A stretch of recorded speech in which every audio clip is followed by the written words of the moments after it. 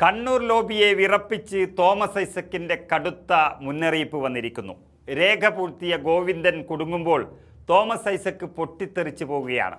ഉന്നത നേതാക്കളുടെ മുഖം രക്ഷിക്കാൻ MV ഗോവിന്ദൻ തയ്യാറാക്കിയ കള്ള റിപ്പോർട്ടിൻ്റെ അണിയറ സൂത്രങ്ങൾ പൊളിയുമ്പോൾ കേരളത്തിലെ കമ്മ്യൂണിസ്റ്റ് പാർട്ടിയിൽ ഇതുവരെ കാണാത്ത വിധത്തിലുള്ള ഒരു വൻ പൊട്ടിത്തെറിയാണ് ഇപ്പോൾ പരസ്യമായിരിക്കുന്നത്. തോറ്റമ്പിയ തെരഞ്ഞെടുപ്പിന് പിന്നാലെ പാർട്ടിയിൽ വലിയ തിരുത്തലുകൾ ഉണ്ടാകുമെന്ന് കരുതിയ അണികളെയും ജനങ്ങളെയും സാക്ഷിയാക്കി ഇപ്പോൾ മുതിർന്ന നേതാക്കൾ തന്നെ നേർക്കുനേർ പോരിലേക്ക് വന്നിരിക്കുന്നു. സംസ്ഥാന സെക്രട്ടറി MV ഗോവിന്ദൻ തയ്യാറാക്കിയ ഔദ്യോഗിക തെരഞ്ഞെടുപ്പ് അവലോകന റിപ്പോർട്ടിനെതിരെ മുൻ ധനമന്ത്രി ഡോക്ടർ തോമസ് ഐസക് കടുത്ത ഭാഷയിൽ രംഗത്തെത്തിയതോടെ AKG സെന്റർ അക്ഷരാർത്ഥത്തിൽ പ്രതിരോധത്തിലായിരിക്കുകയാണ്. ഒരു ഔദ്യോഗിക പാർട്ടി രേഖയിൽ വസ്തുതാവിരുദ്ധമായ കാര്യങ്ങളും നുണകളും രേഖപ്പെടുത്തിയാൽ അത് പാർട്ടിയെ കടുത്ത നാശത്തിലേക്കും തകർച്ചയിലേക്കുമാണ് നയിക്കുകയെന്ന് തോമസ് ഐസക് പരസ്യമായി മുന്നറിയിപ്പ് നൽകിയിരിക്കുന്നു. ജനങ്ങളെയും സ്വന്തം അണികളെയും ഒരുപോലെ വഞ്ചിക്കുന്ന ഇത്തരം റിപ്പോർട്ടുകൾ കൊണ്ട് ആരെയാണ് ഈ ഗോവിന്ദൻ സംരക്ഷിക്കാൻ നോക്കുന്നത് എന്ന ചോദ്യമാണ് ഇപ്പോൾ രാഷ്ട്രീയ കേന്ദ്രങ്ങളിൽ കനലായി പുകയുന്നത്. ഈ വിവാദങ്ങളുടെ ആഴം മനസ്സിലാക്കണമെങ്കിൽ തെരഞ്ഞെടുപ്പ് തോൽവിക്ക് ശേഷം CPMൻ്റെ അടിത്തട്ടിൽ എന്താണ് സംഭവിച്ചത് എന്ന് നാം കൃത്യമായി അറിയണം. കഴിഞ്ഞ തെരഞ്ഞെടുപ്പിൽ പാർട്ടിക്ക് ഏറ്റവും കനത്ത പ്രഹരത്തിന് പിന്നാലെ താഴെത്തട്ടിലുള്ള കമ്മിറ്റികളിൽ നിന്ന്, അതായത് ഏറ്റവും താഴെയുള്ള ബ്രാഞ്ച് കമ്മിറ്റികൾ മുതൽ ലോക്കൽ ഏരിയ ജില്ലാ കമ്മിറ്റികൾ വരെ കടുത്ത അമർഷവും രോഷവുമാണ് നേതൃത്വത്തിനെതിരെ ഉയർന്നു വരുന്നത്. പരാജയത്തിൻ്റെ ഉത്തരവാദിത്തം ഏറ്റെടുത്ത് പാർട്ടിയുടെ ഉന്നത തലത്തിൽ അടിയന്തരമായി മാറ്റം വരുത്തണമെന്നും നിലവിലെ ഈ പോക്ക് തുടർന്നാൽ പാർട്ടി ചരിത്രത്തിൻ്റെ ഭാഗമായി മാറുമെന്നും അണികൾ ഒരേ സ്വരത്തിൽ ആവശ്യപ്പെട്ടുകൊണ്ടിരിക്കുന്നു. മുഖ്യമന്ത്രി പിണറായി വിജയൻ്റെയും സംസ്ഥാന സെക്രട്ടറി MV ഗോവിന്ദൻ്റെയും പ്രവർത്തന ശൈലിക്കും കസേരകൾക്കുമെതിരെ പാർട്ടി ജീവൻ നൽകുന്ന സാധാരണക്കാരായ സഖാക്കൾക്കിടയിൽ അത്രമേൽ വലിയ പ്രതിഷേധമാണിപ്പോൾ ഉയർന്നു വരുന്നത്. താഴെത്തട്ടിൽ നിന്നുള്ള ഈ വികാരം അപ്പടി ഉൾക്കൊണ്ട് ഒരു തിരുത്തൽ രേഖ തയ്യാറാക്കാനായിരുന്നു സംസ്ഥാന നേതൃത്വം തീരുമാനിച്ചിരുന്നത്. എന്നാൽ ഇവിടെയാണ് വലിയൊരു രാഷ്ട്രീയ അട്ടിമറി MV ഗോവിന്ദൻ്റെ നേതൃത്വത്തിൽ നടന്നത് എന്ന വിവരങ്ങൾ പുറത്തുവരുന്നത്.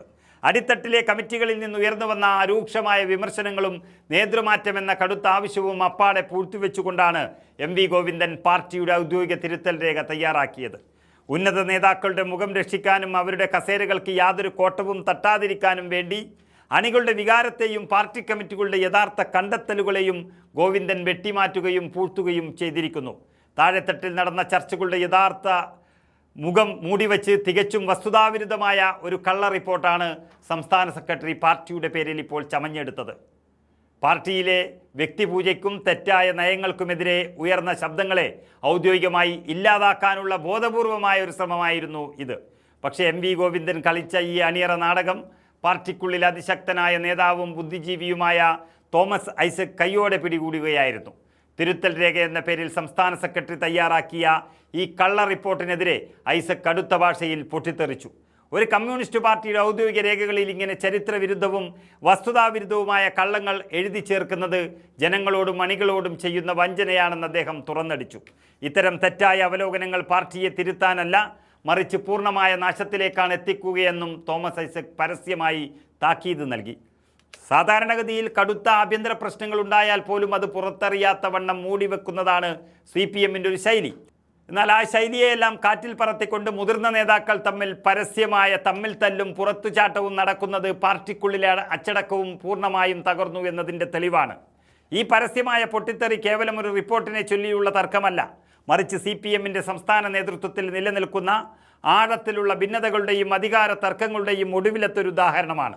പരാജയങ്ങളിൽ നിന്ന് പാഠം ഉൾക്കൊള്ളാനോ സ്വന്തം തെറ്റുകൾ തിരുത്താനോ തയ്യാറാകാതെ കേവലം ഇമേജ് സംരക്ഷണത്തിന് വേണ്ടി മാത്രം പാർട്ടി സെക്രട്ടറി നിലകൊള്ളുമ്പോൾ അത് പാർട്ടിയുടെ നാശത്തിനാണ് വഴിവെക്കുകയെന്ന് ഒരു വിഭാഗം നേതാക്കൾ ശക്തമായി വിശ്വസിക്കുന്നു.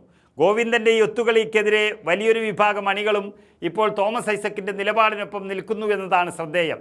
സ്വന്തം കസേരയും ഉന്നത നേതാക്കളുടെ താല്പര്യങ്ങളും സംരക്ഷിക്കാൻ വേണ്ടി പാർട്ടി അണികളുടെ വികാരത്തെ ചവിട്ടിമതിക്കുന്ന ഇത്തരം പ്രവണതകൾ വരും ദിവസങ്ങളിൽ CPMൽ കൂടുതൽ വലിയ പൊട്ടിത്തെറികൾക്ക് കാരണമാകുമെന്നതിൽ തർക്കമില്ല. അടിത്തട്ടിൽ നിന്നുള്ള കനലമർത്താൻ ശ്രമിച്ച ഗോവിന്ദൻ തന്നെ ഇപ്പോൾ പ്രതിക്കൂട്ടിൽ നിൽക്കുമ്പോൾ ഈ ആഭ്യന്തര യുദ്ധം പാർട്ടിയെ എങ്ങോട്ടാണ് എത്തിക്കുക എന്ന് നമുക്ക് കാത്തിരുന്ന് കാണാം.